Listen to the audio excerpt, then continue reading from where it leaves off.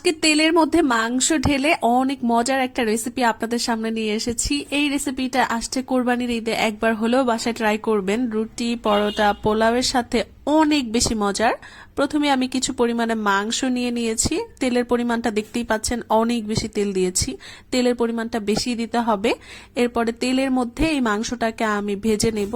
মাংসের কালারটা যখন অল্প অল্প করে চেঞ্জ হয়ে আসবে, তখন এখানে আমি অন্যান্য ইনগ্রিডিয়েন্টস অ্যাড করব। তার আগ পর্যন্ত কিন্তু মাংসটাকে খুব সুন্দর করে তেলের মধ্যে ভাজতে হবে।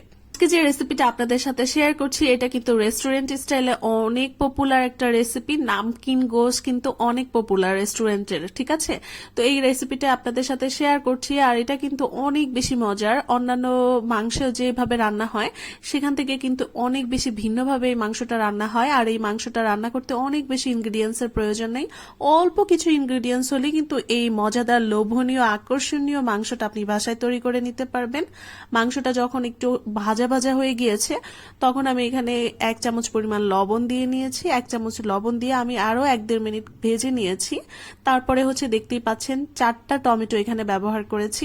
আপনারা যদি চান তাহলে আরো কিছু টমেটো বাড়িয়েও বা কমিয়েও দিতে পারেন। এরপরে আমি ঢাকনা দিয়ে টমেটোটাকে একটু সেদ্ধ করে নিয়ে এরপরে টমেটোর গায়ে যে খোসাগুলো ছিল এগুলো কিন্তু এক এক করে আমি সরিয়ে দিব এখান থেকে। আসছে কোরবানির ঈদে সবার বাসায় কিন্তু মাংসটা খুবই অ্যাভেলেবেল থাকবে। আপনারা এটা গরু, খাসি বা মহিষের মাংস দিয়েও করতে পারেন।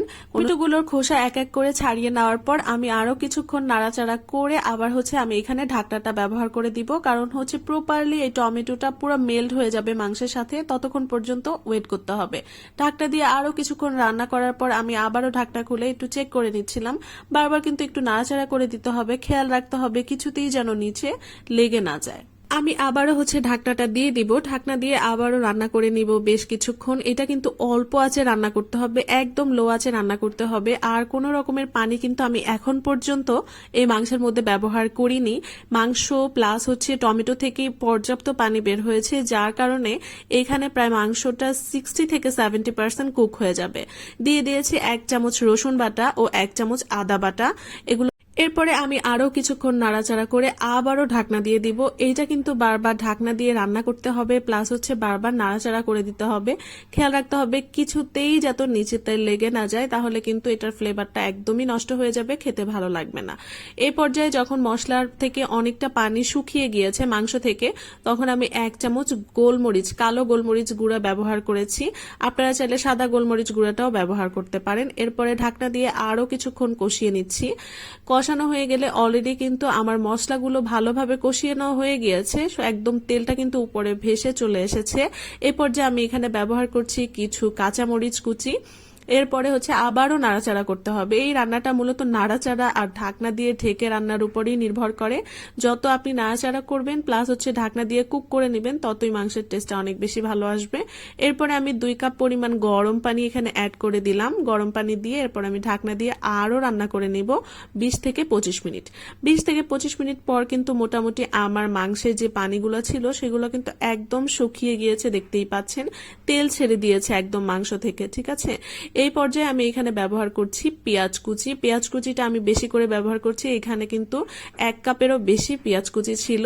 পেঁয়াজ কুচি দিয়ে এখন আমি আবারও অনবরত নাড়াচাড়া করে নিব যতক্ষণ না পর্যন্ত পেঁয়াজ কুচিটা একদম সফট হয়ে আসে।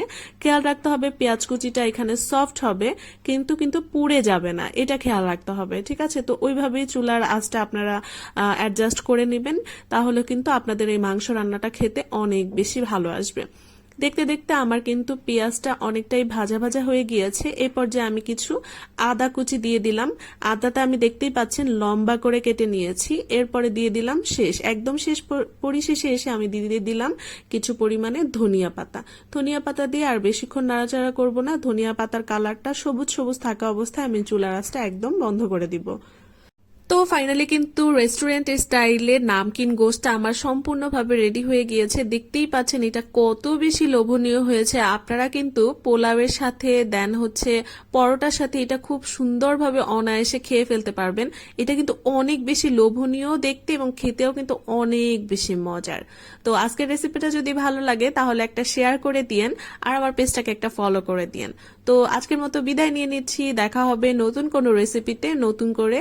সবাই অনেক বেশি ভালো থাকবেন, আমাদের জন্য অনেক বেশি দোয়া রাখবেন, আর হচ্ছে আমার পেজটাকে বেশি বেশি ফলো করবেন। আল্লাহ হাফেজ সবাইকে।